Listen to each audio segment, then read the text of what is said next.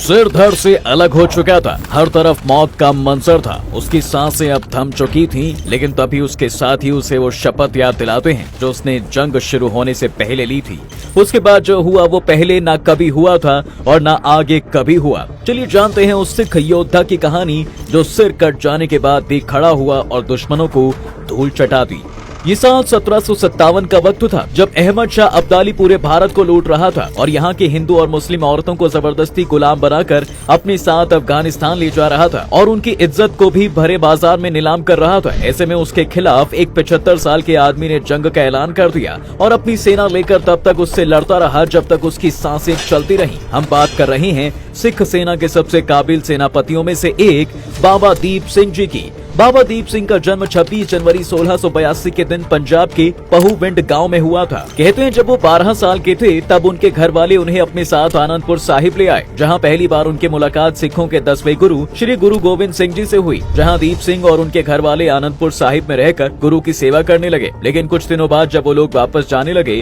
तब गुरु गोविंद सिंह जी ने दीप को अपने पास ही रख लिया और उन्हें सिख दर्शन और गुरु ग्रंथ साहिब का ज्ञान देने लगे। साथ ही उन्होंने दीप सिंह को तलवारबाजी और घुड़सवारी भी सिखाई और जब वो 18 साल के हुए तब बैसाखी के मौके पर अमृत चखा और शपथ ली। इसके बाद वो उनके कहने पर वापस अपने गांव आ गए। लेकिन एक दिन उनके पास गुरु का एक सेवक आता है और उन्हें बताता है कि गुरु गोविंद सिंह आनंदपुर साहिब का किला छोड़कर हिंदू पहाड़ी के राजाओं से युद्ध करने के लिए निकल पड़े हैं और युद्ध के चलते उनकी गुरुजी की मां माता गुजरी और उनके 4 बेटे उनसे अलग हो गए हैं। ये खबर सुनते ही बाबा दीप सिंह फौरन गुरु गोविंद सिंह से मिलने के लिए निकल पड़े और कई दिनों के तलाश के बाद जब उनकी मुलाकात गुरु गोविंद सिंह से हुई तब उन्हें पता चला कि उनके 2 बेटे अजीत सिंह और जुझार सिंह चमकौर की लड़ाई में मुगलों से लड़ते हुए शहीद हो गए, जबकि उनके दोनों छोटे बेटे जोरावर सिंह और फतेह सिंह को मुगल सेनापति वजीर खान ने जिंदा दीवार में चुनवा दिया है। इसके बाद बाबा दीप सिंह गुरु के आदेश पर वापस अपने गाँव आ गए और अपनी सेना बनाने लगे। और जब 1755 में अहमद शाह अब्दाली के सेनापति जहान खान ने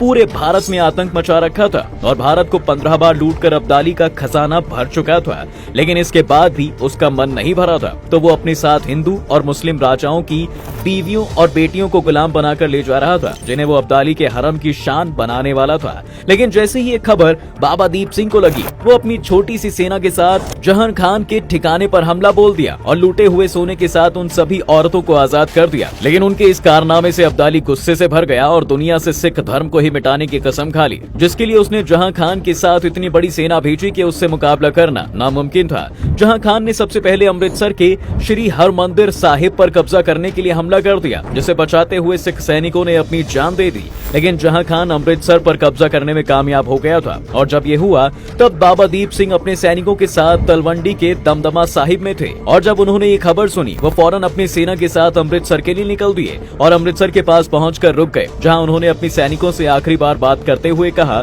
कि जिसे वापस जाना हो वो यहीं से लौट जाए, क्योंकि इसके आगे सिर्फ मौत ही है और वही इस सिख को पार करेगा जो पंथ की राह में शीश कुर्बान करने के लिए तैयार है। साथ ही उन्होंने गुरु का नाम लेकर ये कसम खाई कि वो किसी भी हाल में श्री हरमंदिर साहिब को जहां खान से आजाद करवा लेंगे। कहते हैं कि उनके इस ऐलान के बाद सैकड़ों सिख जंग में मारने मरने के लिए तैयार हो गए थे और जंग शुरू होती है। बाबा दीप सिंह खुद 15 किलो की तलवार लेकर दुश्मनों को गाजर मूली की तरह काटने लगे, लेकिन इस दौरान उनके सामने मुगल कमांडर जमाल खान आ गए और तब दोनों के बीच बहुत देर तक जंग चली और 75 साल के होने के बाद भी बाबा दीप सिंह 50 साल के जमाल खान पर भारी पड़ रहे थे। इस बीच दोनों ने पूरी ताकत से तलवार एक दूसरे की गर्दन की तरफ घुमाई और एक झटके में ही दोनों ने एक दूसरे के सिर धड़ से अलग कर दिए। ये सब होता देख एक सिख सैनिक ने चिल्लाते हुए बाबा दीप सिंह को गुरु के नाम पर खाई उनकी कसम याद दिलाई। कहा जाता है कि उस सिख सैनिक के ये कहते ही बाबा दीप सिंह अपना कटा हुआ सर अपने हाथ में लेकर खड़े हो गए और अपनी 15 किलो की तलवार लेकर